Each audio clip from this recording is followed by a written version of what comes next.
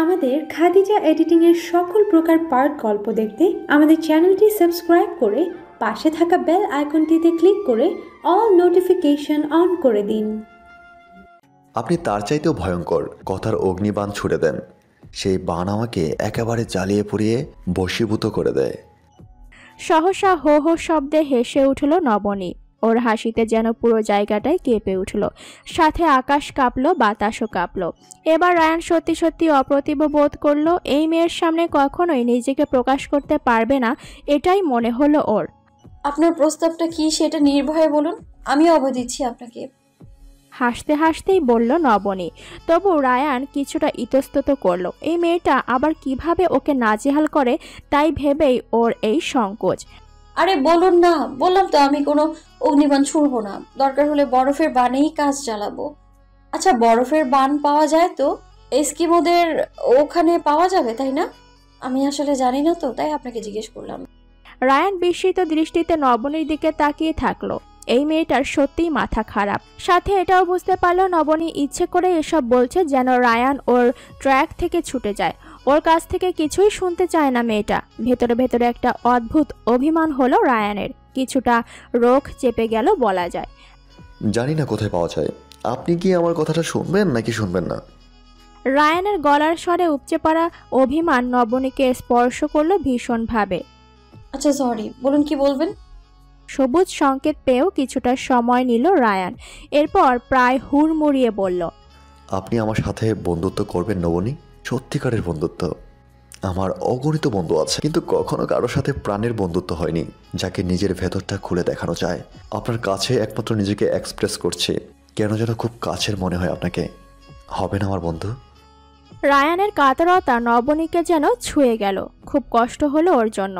এক জীবনে মানুষের মনে কতগুলো হাহাকার জমে। করতে পারি, কিন্তু বন্ধুত্বের তো আপনি হয় না, এখন থেকে তুমিই বলবে আমায়, বুঝেছো? রায়ান নিজের কানকে যেন বিশ্বাস করতে পারল না সহসা। প্রথম দিনেই আপনি তুমি বিতণ্ডায় কথা শুরু হয়েছিল ওদের, তখনও বুঝতে পারেনি ওরা যে এই সম্পর্কটা কখনো বন্ধুত্বে গড়াবে। আপনি আবার সেদিনের মতো জারি দেবেন না তো? দ্বিধা পুরোপুরি সরে না রায়ানের। বন্ধুত্বের প্রস্তাব আপনার দিক থেকেই এসেছে, কিন্তু এখন দেখছি আপনারই অনীহা। থাক তবে। আরে তেমন কিছু না, তুমি যদি আবার বেঁকে বসো তাই বলা। তুমি দেখছি এখন আমায় ভয় পাচ্ছ। বললাম তো আমি ভয়ঙ্কর কিছু নই, রক্ত মাংসেরই মানুষ। মাঝে মাঝে কনফিউজড হয়ে যায় এটা নিয়ে। সত্যি সত্যি তুমি রক্ত মাংসের মানুষ তো? এবার নবনী কঠিন চোখে তাকাতে রায়ান সশব্দে হেসে উঠল। রায়ানের হাসি যেন ছন্দ তুলল নবনীর কানে। এত সুন্দর করে কেউ হাসতে পারে জানা ছিল না ওর। হাসি ভর্তি শিশু সুলভ সরলতার ছাপ। সেই সারল্য হাসিকে যেন আরও মহিমান্বিত করেছে। নবনী মহাবিষ্টের মতো তাকিয়ে রইল রায়ানের সেই অদ্ভুত সুন্দর হাসিতে। মনে মনে ঠিক করলো ওর জীবনের তিক্ত ঘটনাটা রায়ানকে বলবে এবার। সোনারঙা বিকেলটা নিজেকে পুরো গোধূলি রঙে রাঙিয়ে নিয়েছে। দুপুরের প্রখর দুর্দণ্ড প্রতাপ সূর্যটা বিদায়বেলায় যেন ভীষণ মিষ্টি একটা আবেশ ছড়িয়ে দেয়। পৃথিবীতে একটা অদ্ভুত মায়ার পরশ বুলিয়ে দিয়ে মিলিয়ে যায়। এই মায়া মায়া কনে দেখা আলো নবনীর ওপরেও যেন নিজের সবটুকু মায়া ঢেলে দিয়েছে। রায়ান ছবি তুলছিল নিবিষ্ট মনে, সহসা নবনীর দিকে চোখ পড়তেই থমকে গেল। ওর মনে হলো এমন পবিত্র সৌন্দর্য এর আগে কোনোদিন দেখেনি। কয়েক পা এগিয়ে গেল, ক্যামেরার ফোকাস নিজের অজ্ঞাতে নবনীর দিকে ঘুরে গেল। মহাবিষ্ট রায়ান শাটার নামাতে লাগলো অনবরত। আনমনা নবনী সচকিত হয়ে যতক্ষণে ঘুরে তাকালো ততক্ষণে অনেকবার ফ্রেমবন্দি হয়ে গেছে সে। নিজের জন্য রায়ানের চোখে মুগ্ধতা দেখতে পেল, কিন্তু এই মুগ্ধতার অন্য কোনো অর্থ দাঁড় করাবার চেষ্টা একেবারেই করল না। বলা ভালো সাহস হলো না। নবনী তাকাতেই সম্বিতে ফিরল ঘোরগ্রস্ত রায়ান। ক্যামেরা নামিয়ে নিল চোখ থেকে। ভীষণ অস্বস্তিতে পড়ে গেল। ভাবলো এই বুঝি মেয়েটা রেগে যায়। বন্ধুত্ব চুকিয়ে বুকে দেওয়াও খুব একটা অস্বাভাবিক মনে হলো না। আসলে আমি মানে তোমার পারমিশন নিতে গেলে এই সুন্দর কম্পোজিশন হারিয়ে ফেলতাম বলে বলা হয়নি, সরি। রায়ান নিজের মুগ্ধতা লোকানোর জন্য চেষ্টা করে যাচ্ছে প্রাণপণে। এই দুষ্প্রাপ্য দুর্লভ বন্ধুত্ব ও কিছুতেই হারাতে চায় না। তাই কিছুটা ইতস্তত করে যে অজুহাত মাথায় এলো সেটাই হড়বড়িয়ে উগরে দিল। এত এক্সকিউজ দিও না তো, বন্ধুত্ব হয়ে গেছে আমাদের। আর তুমি এখনো সরি ভূত মাথা নিয়ে বসে আছো। আমি কিছু মনে করিনি, কিন্তু ফটোগ্রাফার সাহেব শুধু প্রকৃতি আর অন্যের ছবি তুলবেন? রায়ানের চোখে চোখ রেখে শেষের প্রশ্নটা একেবারেই ঠাট্টার ছলে করলো নবনী। এরপর হাত বাড়িয়ে দিল। ক্যামেরাটা আমাকে দাও তো দেখি, তোমার কয়েকটা ছবি তুলে দিই। এই সুন্দর মুহূর্তটা চিরকালের জন্য ছবিতে বন্দি হয়ে থাক। সময় ফুরিয়ে যাক, সব হারিয়ে যাক, মুছে যাক, স্মৃতিটুকু কেবল বন্দি হয়ে থাক। রায়ান মুচকি হেসে ক্যামেরাটা নবনীকে দিল। বাহ, তুমি খুব সুন্দর করে গুছিয়ে কথা বলো তো। নবনী কিছু বলল না, কেবল রায়ানের ছবি তুলল কয়েকটা। নবনীর কাছে শুধু বাহ্যিক সৌন্দর্য কখনো গুরুত্ব পায়নি। একবারই শুধু নিজের কক্ষপথ থেকে বিচ্যুত হয়ে ছিটকে পড়েছিল একেবারে খাদের কিনারায়। একটুর জন্য বেঁচে গিয়েছিল বিশাল বড় অঘটন থেকে। এরপর আর কাউকে কোনো সুযোগ দেয়নি। সুযোগ তো বহুদূর, নিজের ধারে কাছেও কাউকে আসতে দেয়নি। তবে রায়ানের এই সৌন্দর্য ওকে ইদানিং খুব করে টানছে।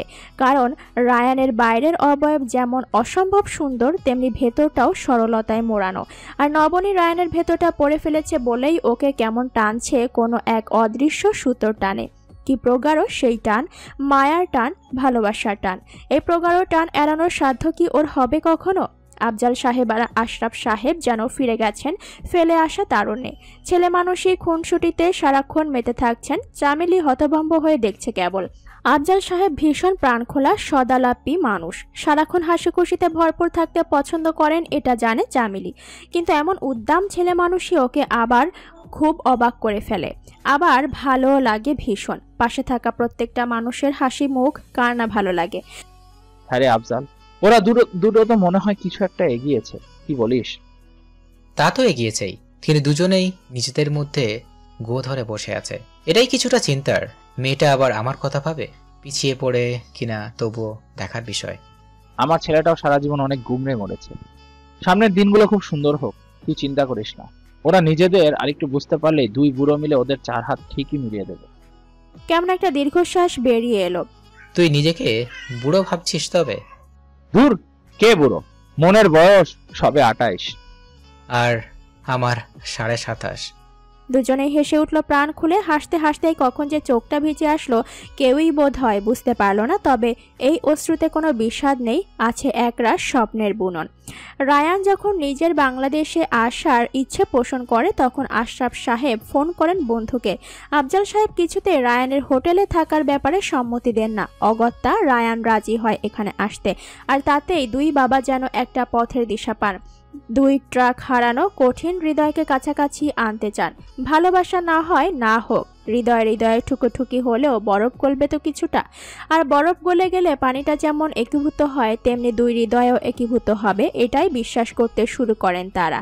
কিন্তু এসব কথা রায়ান কিংবা নবনী কেউ জানে না। নবনী বোধহয় শুরুর দিকে কিছু আন্দাজ করতে পেরেছিল, এমনটাই ভেবেছিলেন আফজাল সাহেব। ইচ্ছে যেন পূরণ হয় সেই দোয়া রাখলেন সন্তান স্নেহে চিন্তিত দুই বাবা। চামেলি সব শুনে খুশিতে একেবারে উচ্ছ্বসিত হয়ে গেল। কি সুখবর হতো যদি ওর প্রিয় নবনী আফা আর রায়ান ভাইজান এক হতো। সব ভালোই হোক, মন থেকে এই দোয়া চাইল চামেলি। সূর্যটা টুপ করে ডুব দিল, সন্ধ্যা নামলো পৃথিবীর বুকে। রায়ান চলো, এবার ফিরতে হবে, নয়তো খুব বেশি দেরি হয়ে যাবে। বলে পা বাড়িয়েও এবার ঘুরে দাঁড়িয়ে রায়ান বলে, নবনী, তুমি কি মন থেকে আমার সাথে বন্ধুত্বে সাই দিয়েছ, নাকি শুধু আমার কথা রাখতে? নবনীর সহসা ভীষণ রাগ হলো। এই ছেলের মাথায় বুদ্ধিশুদ্ধির বালাই নেই একেবারে। শুধু দাঁতে দাঁত চেপে বলল, তোমার কি মনে হয়? জানি না বলে তো জিজ্ঞেস করলাম। তুমি কিন্তু তোমার সম্পর্কে কিছুই জানাওনি আমাকে, তাই বললাম। তুমি কি সত্যি হাদারাম? তোমার মনে হয় এতদিনে জানার কথা আমার ইচ্ছে না হলে সেই কাজ আমি কখনো করি না? আর আমি তোমাকে কতটা বিশ্বাস করেছি এটা এখনো বোঝোনি?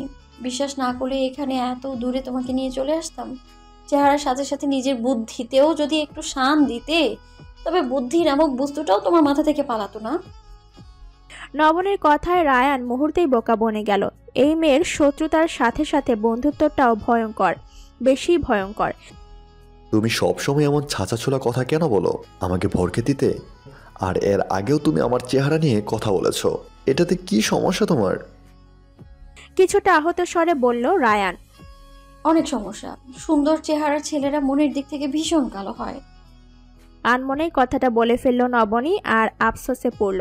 কথা ফিরিয়ে নেবার কোনো সিস্টেম থাকলে কি খুব ক্ষতি হতো? রায়ানের ভেতরে আর বাইরে একই রকম, এটা নবনী খুব ভালো করে জানে। তবে কেন মুখ ফসকে এমন একটা কথা বলে ফেলল? রায়ান সহসা দমে গেল, ভীষণ অপমানিত বোধ করলো। মুখে সেই অপমানের লালচে ছাপ পড়ল। তীব্র বেগে পা বাড়ালো গাড়ির দিকে। নবনীও পা চালালো দ্রুত লয়ে। রায়ান গাড়িতে বসার আগে ফট করে ওর হাতটা ধরে ফেলল নবনী। রায়ান, আমি আসলে এভাবে বলতে চাইনি, আর কথাটা তোমাকেও বলিনি, তুমি রেগে যেও না প্লিজ। ভীষণ কাতর শোনায় নবনীর গলা। রায়ান সবসময় ওর দৃঢ় গলা শুনে অভ্যস্ত, তাই আজ এমন কাতরতা দেখে সহসা থেমে যায়। নবনী ওর হাতটা ছেড়ে দেয়। তুমি আমার সম্পর্কে জানতে চাও বলে না? বলবো অবশ্যই, কিন্তু আজ এই দিনটা খুব সুন্দর, আমার জন্য খুব সুন্দর একটা দিন। আজকের দিনটা কোনো আবর্জনা তুলে এনে কষ্ট করতে চাই না। আর এখন আমাদের যেতে হবে না, তো অনেক রাত হয়ে যাবে, চলো। এই বলে গাড়িতে গিয়ে বসলো নবনী। নবনী না চাইলেও রায়ান জানে এই চমৎকার দিনের রেশ কিছুটা হলেও কেটে গেছে, তাল ছুটে গেছে কোথাও। এমন সোনারঙা দিন সহসা কেমন ধূসর হয়ে গেছে। কিছুক্ষণ স্থানবৎ দাঁড়িয়ে থেকে সঙ্গী হলো নবনীর। বাড়ির পথ ধরল দুই পাল ভাঙা নাবিক। সেদিন কিংবা পরের দিন কেউ কারোর সাথে সেভাবে কথা বলল না। দুই বন্ধু নিজের সন্তানদের আচরণে কিছুটা ব্যথিত হলেন। কয়েকদিন থেকে দুজনে ওদের পর্যবেক্ষণ করেছেন, আর সাথে চামেলি তো আছে। সে নাচতে নাচতে টিকটিকি হতে রাজি হয়েছে। চামেলির চোখ এখন বেশিরভাগ সময় রায়ান আর নবনীর দিকে নিবন্ধ থাকে। আজ ঘুরে আসার একদিন পর নবনী রায়ানের দরজায় কড়া নাড়ায়। রাত প্রায় 10টা তখন। মাত্র খাওয়া দাওয়া শেষ হয়েছে। রায়ান দরজা খুলে অবাক হয় ভীষণ। নবনীকে সে আশা করেনি এখন। কিছু বলবে? না, গান শোনাবো, চলো ছাদে যাই। হঠাৎ আমাকে গান শোনাতে ইচ্ছে হলো কেন জানতে পারি? না, পারো না, যদি আসো তবেই বলবো, নয়তো বসে বসে ঘুমাও। রায়ানের অভিমান কৌতূহলের কাছে হেরে গেল। দরজা হালকা ভেজিয়ে নবনীর পিছু নিল। ছাদে গিয়ে নবনী গুনগুনিয়ে গেয়ে উঠল। আমি তোমাকেই বলে দেব কি যে একা দীর্ঘ রাত আমি হেঁটে গেছি বিরান পথে। আমি তোমাকেই বলে দেব সেই ভুলে ভরা গল্প। কড়া নেড়ে গেছি ভুল দরজায়, ছুঁয়ে কান্নার রং, ছুঁয়ে জোছনার ছায়া। রায়ান চোখ বন্ধ করে গানটা অনুভব করছিল। গান থামতেই চোখ তুলে নবনীর দিকে তাকালো জিজ্ঞাসু দৃষ্টিতে। আসলে আমি আমার ভুল দরজায় কড়া নাড়ার গল্পটা তোমাকে বলতে চাই। নিজের অল্প বয়সে কিছু আবেগে ভুলের গল্প। শুনবে তুমি? মেয়েটার গলায় কি যে এক অদ্ভুত ব্যথা ফুটে উঠল। তোমাকে নিয়ে কিছু কৌতূহল আছে ঠিকই, কিন্তু তোমার বলতে কষ্ট হবে এমন কিছু জানতে চাই না। ওই অধ্যায় অনেক আগেই কেটে কুটে ফেলে দিয়েছি, আর কোনো কিছুই নেই সেখানে। বরং কাউকে না বলা অধ্যায়ের কথা বলতে পারলে অল্প কিছু বাষ্প যদি থেকে যায় তাও হয়তো মিলিয়ে যাবে। ভাবলাম বলবো যখন বন্ধুকেই বলি। এক অদ্ভুত হাসি খেলে গেল নবনীর অবয়বে। আবছা চাঁদের আলোয় সেটা তাচ্ছিলের নাকি ব্যথা জয় করতে পারার বিজয়ের, রায়ান ঠিক বুঝে উঠতে পারল না। তাহলে বলো। তখন স্কুলের শেষ বছর চলছিল। বয়স আর কতই বা, অন্য 10টা কিশোরী মেয়ের চাইতে কিছুটা মনে হয় বেশি ইমোশনাল ছিলাম। একটা কোচিংয়ে পড়তে যেতাম তখন।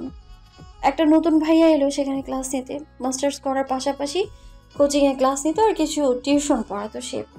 এখনকার সময় যেমন ক্রাশ বলে একটা শব্দ খুব প্রচলিত, তখন এটা সেভাবে প্রচলিত ছিল না। তবে বিষয়টা তেমনই, সে দেখতে এত সুন্দর ছিল যে কিভাবে যেন নিজের মধ্যেই আবেগ এসে জমা হলো। আবেগের প্রবল স্রোতে ভাসতে ভাসতে প্রেমে পড়ে গেলাম। জীবনের প্রথম প্রেম যেন আমার সমস্ত কুল ভেঙে ভাসিয়ে নিয়ে যেতে লাগলো। আমিও স্রোতে গা ভাসিয়ে দিলাম। ওর নাম ছিল সজল। ওকে প্রথম দেখে আমার মনে হয়েছিল এই বুঝি আমার স্বপ্নে লালিত পঙ্খী রাজ ঘোড়ায় চাপা রাজপুত্রের দেখা পেয়ে গেলাম আমি। কি যে ভুল ছিল ভাবনাটা, বাস্তবে তো সে ছিল কুটিল এক রাক্ষস পুত্র। ম্লান একটা ছাপ পড়ল নবনীর অবয়বে। রায়ান আগ্রহ ভরে তাকিয়ে রইল কেবল। ওর ঝকমকে সৌন্দর্যের কাছে শ্যামলাগরণে নিজেকেই না দুয়োরানি মনে হতো। ক্লাসে এত এত স্টুডেন্টের ভিড়ে ওর নজর আমার উপরে আলাদা করে পড়তোই না। তো একটা ফর্মাল কথাবার্তাতেই যেন আমি কোথাও ভেসে যেতাম। আমার এমন ড্যাব ডেবিয়ে তাকিয়ে থাকা দেখে ওর কিছুই বুঝতে বাকি থাকে না। একদিন নিজে থেকেই আমায় ডাকে।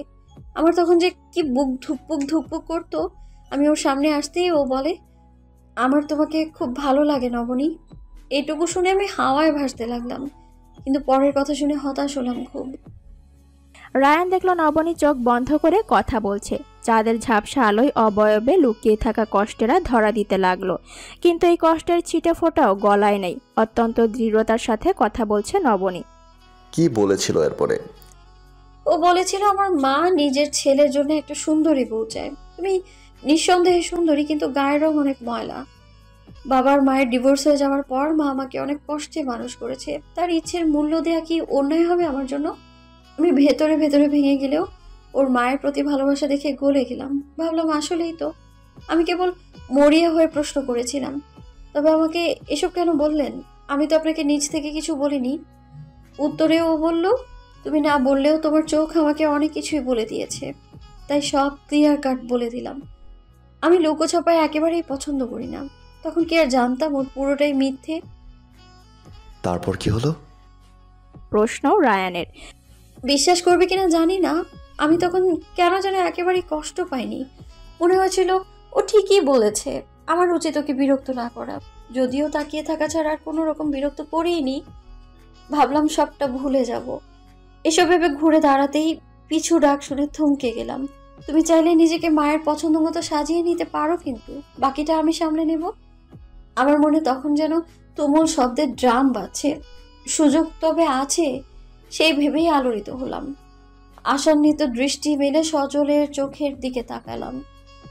ওর কথা মেনে নিয়ে নানা রকম প্রসাধনী মাখতে শুরু করলাম নিজের চামড়া সাদা করার জন্য। এমনকি চালের গুঁড়ো, ডালের গুঁড়ো, দুধ, শসা, গাজর, আলু কিছু বাদ দিলাম না। যা পেতাম তাই নিজের উপর প্রয়োগ করতাম নিজের চামড়া সাদা বানানোর জন্য। প্রেমে এতটাই অন্ধ হয়ে গেলাম যে নিজেকে প্রতিনিয়ত কি ভীষণ অপমান করছি এই বোধটুকুই হারিয়ে ফেলেছিলাম আমি।